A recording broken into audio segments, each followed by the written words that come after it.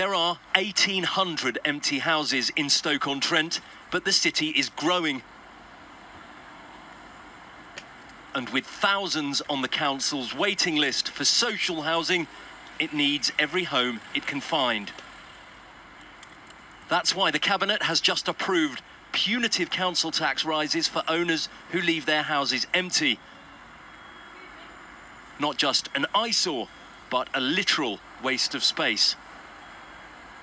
Empty properties blight communities. It can be uncomfortable for people to live next door to. They often attract antisocial behaviour. And generally we want our communities to be vibrant, and having empty properties doesn't really support that whole aim. And often residents look at them and can't understand quite why they stand empty when families do need homes across the city. From next April, the council tax will double on houses empty for 2 years.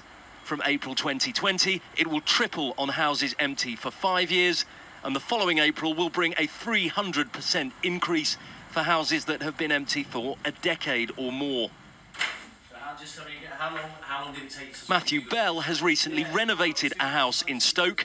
A local, motivated in part by a desire to improve his city, his aim is to make this house energy self-sufficient and pass the savings on to his tenants. But he says other landlords who chase easy profits up the M6 are to blame for the empty houses. There's a lot of investors moving to Stoke. It's apparently the first place you move to if you're from the south, in the north, where you can get more than a 10% yield. So a lot of investors do find that they can buy a property and maybe overpay, and they're still happy with the purchase. Because properties haven't really gone up in price over the last 10 to 12 years, they hang on to them and hope for some capital appreciation in the future. So it does leave a lot of homes empty, yeah.